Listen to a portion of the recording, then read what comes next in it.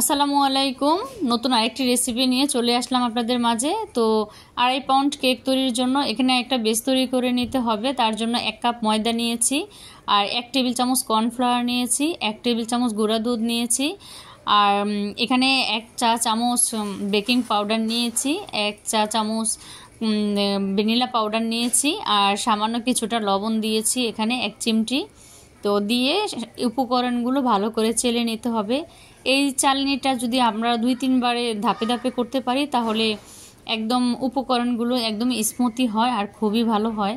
তো আমি 2 বারে চেলে নিই। তো এই যে 2 বার চেলে নেওয়ার পরে এরকম অবস্থায় এসেছে। 2-3 বার চেলে নিলে উপকরণগুলো খুবই স্মুথি হয়।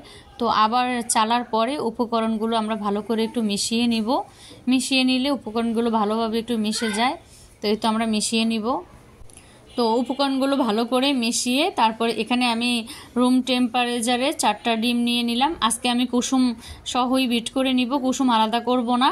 তো আমি এখানে বিট করে হালকা যখন একটু ফমি ভাব হয়ে আসব তখন আমি 1 কাপ চিনি নিব, আর চিনিটাকে আমি ধাপে ধাপে দিয়ে নিব।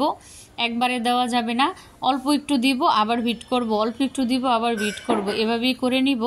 তাহলে সুবিধা হয়। একদম চিনিগুলো ভালোভাবে যখন মিশে একটা ফমিনেস তৈরি হবে তখন আমাদের ডিমের ফোমটা ভালোভাবে তৈরি হবে। তো এক এক সময় এক এক রকমভাবে করি। আজকে আবার ডিমের কুসুম আমি আলাদা করব না, একসাথেই করে নিয়ে নিলাম।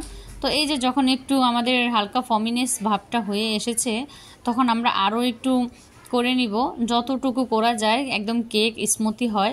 আজকে আমি এখানে 1.5 পাউন্ড ভ্যানিলা বানিয়ে নিব, আর 1 পাউন্ড বানিয়ে নিব হচ্ছে চকলেটটা। তো এখানে করার পরে আমি 1/4 কাপ সয়াবিন তেল দিয়ে দিলাম, রান্নার যে তেলটা ওই তেলটাই দিয়ে দিলাম। 1 চা চামচ ভ্যানিলা এসেন্স দিয়ে দিলাম। তো ভ্যানিলা পাউডারের থেকে এসেন্সটা খুবই ভালো, ফ্লেভারটা আমার কাছে ভালো মনে হয়।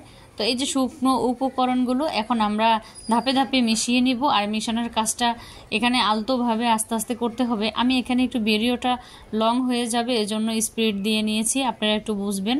তো এই যে কাজটা খুবই সামান্যভাবে করতে হবে, আর একইভাবেই ফোল্ডিং মেথডে এটা ঘুরিয়ে নিতে হবে, ঘোটাঘুটি করা যাবে না। আপনি যেভাবে ঘোরাবেন একভাবেই ঘুরিয়ে নিতে হবে।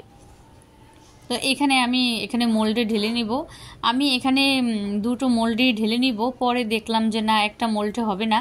তো পরে আমি আবার ঢেলে একটা মোল্ডেই করে নিয়েছি, আর আরেকটা মোল্ডে আমি 1 পাউন্ডের চকলেট কেক করে নিয়েছি। এই যে এখানে বড়টা আমি আগেই বেক করে নিয়েছিলাম, আর এখানে মেয়ের জন্য একটা চকলেট কেক আর ওয়াটারি আরেকটা চকলেট কেক আমি বানিয়ে নিলাম। তো এটা ছিল 1 পাউন্ডের ভিতরে। তো আমি এখন নিজে আনমোড করে নিব। এখানে আমি একটু সাজুগুজু করার পরে এইরকম অবস্থায় আসবে। তো আমি এটাকে ছাড়িয়ে নিচ্ছিলাম, যেহেতু আমি ঠান্ডা হওয়ার জন্য রেখেছিলাম। অনেক আপুরা বলেন কেক চুপসে যায়, তো চুপসে যাবে না, উপকরণ ঠিক রেখে আর যখন কেকটা বেক করার পরে আপনারা একটু ঢাকনা দিয়ে গরম অবস্থায় ঢেকে রাখবেন, তাহলে আর এটা একদমই একটা ভালো থাকবে, আর ফুলকো ভাব থাকবে, নষ্ট হবে না। তো এই যে আমি চকলেট কেকটাও আমি এখানে স্লাইস করে নিয়েছি, আমি 2টা লেয়ারে করে নিয়েছিলাম। আপনারা 3টাও করতে পারেন, যে যার যার খুশি। তো এখানে আমি ডেকোরেশন করে নিব। আমি এখানে 2 কাপ 200 গ্রামের মতন আমি এখানে হুইট ক্রিম নিয়ে নিয়েছিলাম। হুইট ক্রিম দিয়ে এখন আমি সাজিয়ে নিব, আর সুগার সিরাপটা দিয়ে নিব। তো আজকে শুক্রবার, ভীষণ ব্যস্ততায় ছিলাম আমি, আর শুক্রবার দিনটা একটু ব্যস্ত। তো ডেলিভারি এসেছে, আমি কি করব এখন বুঝতে পারছি না।